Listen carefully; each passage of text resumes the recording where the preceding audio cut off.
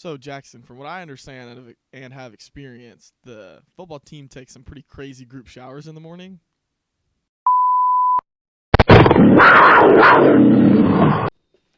Hello and welcome to the first episode of the Pantherette Sports Podcast. I'm Luke Jowers, and this is my co-host. I'm Braylen. A little bit about what this sports podcast is going to be. It's going to be me and Braylen interviewing coaches and players, talking all things sports.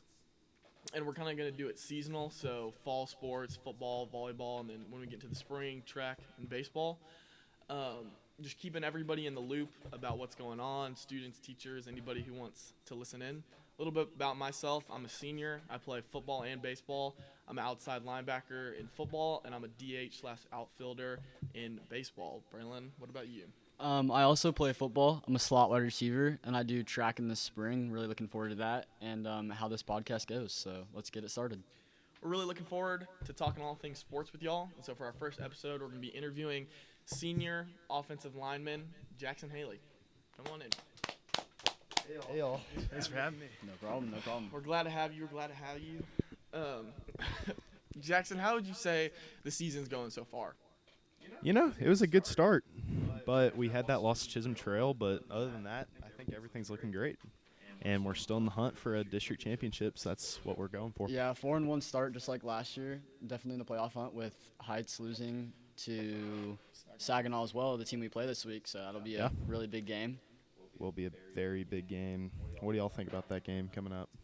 Are y'all excited? Oh, I couldn't be more excited. Jackson Haley, I mean, it's going to be a blast. They're kind of in the same situation as us. They lost a bunch of seniors, but they're still a great football team. Mm-hmm. You know, last year, we had that loss against them last year, which was tough.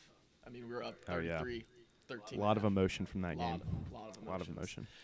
But no, I'm looking forward to it. They like to pass the ball, like 70% pass. So as long as the defense can stop the pass game, I think we'll be all right. Definitely. I think that's what makes the game really entertaining, though. Is, like, everyone runs the ball, but I feel like passing is the exciting part of the game. It's going to be a lot of plays for sure. The clock's not going to be running, so It's going to be it will be a long game. game. And that's at 7 o'clock at Farrington, so Yeah. we'll be ready. Hopefully everyone's there. Hopefully. So you've been, like we said, you're a senior, started for 3 years. You started on varsity your sophomore year. Very impressive. Yeah. By the way. Yeah. And your sophomore year, or our sophomore year, we were in 6A. What's your opinion from offensive lineman? What's the biggest difference between the speed and size, of some of the kids you're going against in 6A versus dropping down to 5A? Well, yeah, in 6A, obviously the schools are a lot bigger. They have a lot more athletes in their programs, so I'd say they definitely have more talent and bigger size or bigger players, faster players. I mean, all those schools were pretty good, and so obviously we were at a disadvantage there. But now we come down to 5A where we're playing other Fort Worth schools, and I mean, we're evenly matched with most of them, and then even some of them were just, I would say we have more talent. Absolutely. And so, I mean, I obviously love 5A a lot more because it gives us a chance to win district. That's true. And we bring back rivalries like Paschal versus Heights, which we hadn't played in 10 years. I mean, we would scrimmage them at the start of the season. yeah, but I mean, it wasn't a real game. Yeah. So last week we played Pauley. It was senior night. How was the whole senior night experience for you? Oh, it was awesome. It was really cool getting to have my parents down on the field with me and walk me out. I mean, it just made me think of when I was a freshman. It was really cool. Did it feel weird? Like, did it feel weird for y'all? Because, like, walking on that field as a senior, I still remember last year when we played out Clark against Trimble and seeing all those seniors, and now it was us. It felt so weird to me. Yeah, like my sophomore and last year, we would sit on the sideline, watch them happen. It was yesterday, we were a sophomore, sitting there, and we were like, oh, that's so far from now, but then it happens. So that's weird. I was low-key not a fan of senior night. I'm not gonna lie, because I didn't like how we did warm-ups. Got all excited to play the game, and then we had to sit there in a line and wait for 30 minutes. I mean, I get it. As part of every sport does it. It's more for the parents, I feel like, and respect to seniors. Yeah, I get it. That's why I'd much rather do it against a team like Pauley rather than playing Heights our last game. And that's why they did it, too. Yeah, that would not be good. I almost wish that they would do that ceremony at 6, and then you could do warm-ups and all that closer to game time. Because I was completely I would got locked in to play the do that. game, And then Yeah. you have to get warm, get a little sweaty from the warm-ups, and you're actually locked in. I was bit. drenched from the warm-ups too because we had to wear our pads. Yeah. Oof, that was rough. So we lost to Chisholm a couple weeks ago, and now with Odie Wyatt being top of the district, Saginaw losing to Odie Wyatt, and now Heights beating Saginaw, the district's wide open. Yeah. What as an offensive player, what does the offense and the team need to do in these next 4 or 5 weeks to differently than the first half of the season to come out on top with a district championship? I think on offense we need to execute better and have less turnovers. Against Chisholm, our big problem was we had what was it? We had so many turnovers. We had two interceptions, two interceptions, and 2 fumbles. There's a lot of fumbles. Turnovers, and then we had fumbles too that we recovered. So I mean, obviously that sucked and that just killed us because we'd get a drive going, like we were down by 14 and our hope was coming back, and then we just fumble a ball and they get the ball right back, like, and they're about to score. So that sucked definitely. But I mean, defensively, I feel like we've executed well. Chisholm, we just had trouble tackling, and I think that was really the only thing that killed us. I think everybody did their job, but I mean, yeah, what do y'all think about the defense? Yeah, I mean, definitely the Chisholm game tackling. Well, I mean, from what I remember, they beat us over the top on one go ball, which I mean, number 8 for Chisholm was a great player. But it seemed like when we would miss tackles, it would be the tackle that was missed was the tackle that would have saved the long play, if that makes any sense. So it wouldn't be like we would miss a tackle in the backfield. We would miss a tackle on the perimeter, on the edge, on a one-on-one, and then they would bust it for a 60-yard touchdown. And I mean, they had a lot of holding penalties on big plays that saved us, but we just couldn't seem to capitalize on those holding penalties and getting a second chance. But I think definitely we did a bunch of tackling drills. It's just the fundamentals. It's the little things, knowing where you're supposed to be on the snap of the football. Yeah. And I think that's going to be really important this week playing Saginaw because they pass all the time. They run a lot of trips to one side, and I think knowing where you need to be on the snap of the football and what zone you're supposed to be in, what you're doing is going to be the key to having success the next couple weeks. And I honestly think that can go both ways. Like, offensive side of the ball, you have to do the exact same thing. Like, you have to know where you're going. Yeah. It's literally the exact same easy fundamentals that you have to know. And I feel like Coach Parker says all the time, he just says, like once you have your key, just play football. Like, just play football. Like, I feel like that's such a good piece of advice because it's just like once you have done what you're supposed to do and this guy's rolling out running at you, just go make a tackle. Like, go do what you're supposed to do. And I think it's a lot about rhythm too. Like, offense gets into a good rhythm, they get momentum that carries to the defense. Defense gets a stop. It's all about momentum. And I think if offense can have these long drives, come out firing, have success, and then the defense, can build on that and get some turnovers. I think that's another thing the defense really needs to work on is turnovers. Then that kind of creates a momentum for the rest of the game and knowing how to finish and be in the right spots.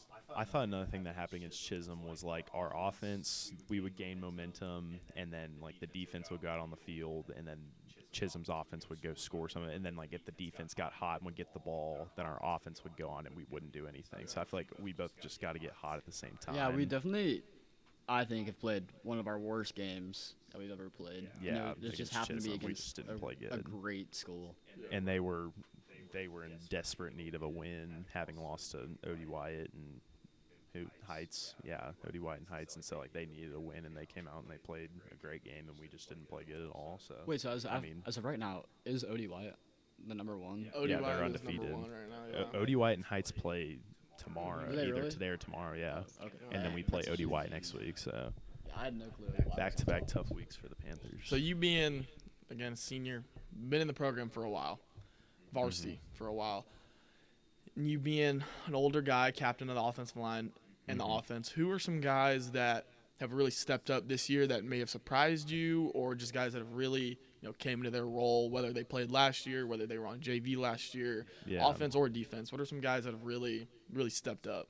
I feel like on offense we lost 3 out of our 5 offensive linemen, so that obviously hurt a lot. And I think our O-line has stepped up. We've had our good games. We've had our bad games. But I think the O-line played a decent game against Chisholm. We definitely could have done some things better, but I'd say mainly good. But I feel like a lot of the offense relies on the offensive line, so if they go out and play good, then the team plays good. So that they kind of set the tone, and so I feel like we've done a good job with that.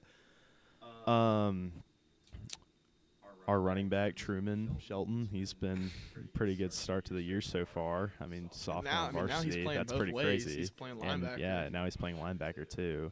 Yeah. So, I mean, he's been a great addition. I think both sophomores have definitely stepped up. You have Preston Holcomb stepping up Preston too. Holcomb. Yeah, we've had some sophomores. Yeah.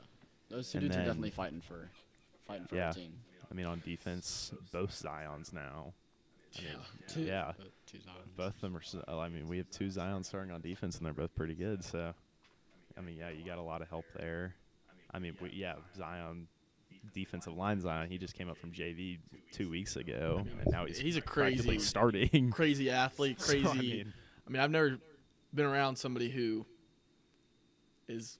Yeah, I don't know how to describe him outside of just like football crazy. So much energy. Always. I mean, in practice, you need to play, he'll make it. He's 100% in practice every day. In game, he shows up ready to go for sure all the time, which is great. I mean, that's what we need, especially being like, and we've had this happen a couple times this year. Like Tucker Slay this week. He's Drew. He's on kickoff now. Some guys that are on JV that injuries happen on varsity, and it's part of the game on football. Yeah. Jackson Shepherd being a huge loss that we've faced. But guys that are JV that might not have ever thought that they would be on varsity their sophomore year that are now coming and stepping up as those, second or third string, but that are going to play key parts in, any game. Yeah, I mean, last week we didn't have our right tackle, Luke Bozars, but he's back this week now. He had a concussion, so that always helps for sure. Yeah, going back to the Jackson Shepherd thing, number 9, one of our best defensive players, I was thinking during middle of season, breaking his arm. Definitely. Very tragic. Luke, what do you think is going to change on the defense without him being there in a key role? I mean, Jackson Shepherd's a huge part of our defense. He didn't even play D lineman till this year. He was a quarterback, turned safety, turned linebacker, turned D lineman. He's played every position you can. Yeah.